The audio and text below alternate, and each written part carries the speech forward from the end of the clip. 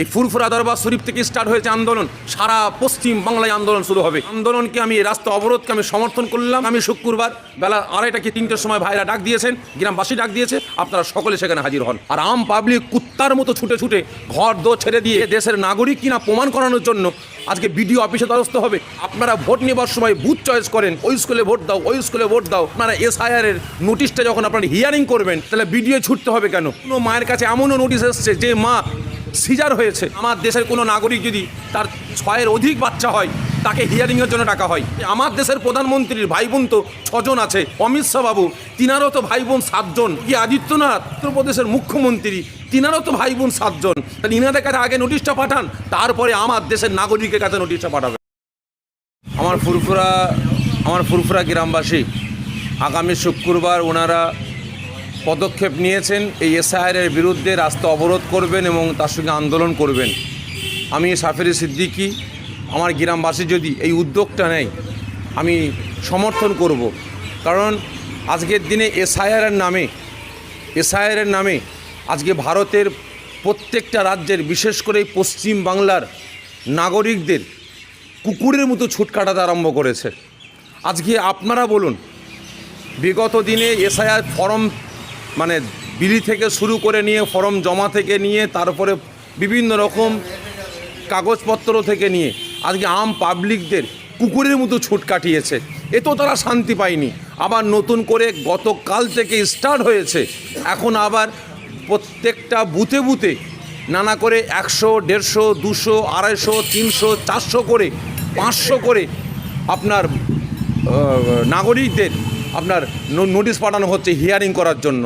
আমি খবর নিয়ে দেখলাম একটা পঞ্চায়েত থেকে না করে 7,000, 8,000, 10,000 করে নাগরিকদের নোটিশ পাঠানো হচ্ছে। আজকে আমি এই সোশ্যাল মিডিয়ার মাধ্যম দিয়ে আমি আমার দেশের ইলেকশন কমিশনের কাছে আমি জানতে চাইছি, আপনারাই মানুষ, আপনারাই ঠান্ডা করে বসে থাকবেন আর আম পাবলিক কুত্তার মতো ছুটে ছুটে ঘর দো ছেড়ে দিয়ে, সংসার ধর্ম ছেড়ে দিয়ে, কাজকাম ছেড়ে দিয়ে, ব্যবসা বাণিজ্য ছেড়ে দিয়ে এ দেশের নাগরিক কিনা প্রমাণ করানোর জন্য আজকে বিডিও অফিসে দ্বারস্থ হবে। কারণ আপনারা ভোট নেবার সময় বুথ চয়েস করেন, এই স্কুলে ভোট দাও, ওই স্কুলে ভোট দাও, ওই স্কুলে ভোট দাও। আপনারা বুথ ভাগ করলেন, তাহলে আপনারা SIR এর নোটিশটা যখন আপনারা হিয়ারিং করবেন, নোটিশটা কিন্তু আপনি যখন নেবেন, আপনার সার্চ করবেন যে দেশের নাগরিক কিনা, তাহলে বিডিও ছুটতে হবে কেন? আজকে 2 দিনের মানে বাচ্চা প্রসব করেছে, বাচ্চার মায়ের কোলে 1 মাসের বাচ্চা, 2 মাসের বাচ্চা, 4 মাসের বাচ্চা। তাহলে সেই মা যাবে কিভাবে ওই বাচ্চাকে কোলে করে নিয়ে লাইনের পর লাইন দাঁড়িয়ে দাঁড়িয়ে ঘন্টার পর ঘন্টা আপনার হিয়ারিংয়ের শুনানিতে যাবে? আজকে তাদের কাজ কাম নাই।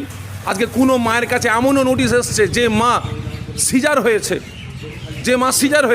সেই মা বাড়িতে এসছে, তার কাছে নোটিশ এসছে তোমাকে হিয়ারিংয়ে যেতে হবে। তাহলে সেই মা ডাক্তারি ট্রিটমেন্ট করবে না হিয়ারিংয়ের জন্য বিডিও অফিসে গিয়ে ছুটে যাবে?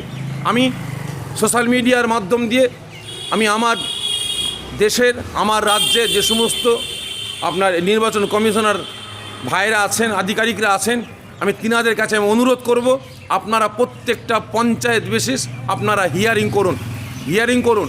আর না হলে এই ফুরফুরা দরবার শরীফ থেকে স্টার্ট হয়েছে আন্দোলন, সারা পশ্চিম বাংলায় আন্দোলন শুরু হবে। আমি এই আন্দোলনকে, আমি এই রাস্তা অবরোধকে আমি সমর্থন করলাম। তার সাথে সাথে আমিও অনুরোধ করব সারা গ্রামবাসীকে, আগামী শুক্রবার বেলা 2:30 কি 3টের সময় ভাইরা ডাক দিয়েছেন, গ্রামবাসী ডাক দিয়েছে, আপনারা সকলে সেখানে হাজির হন। তার সাথে সাথে নতুন করে একটা আমি শুনলাম, এটা আমার দেশের কোন সংবিধানে লেখা আছে আমি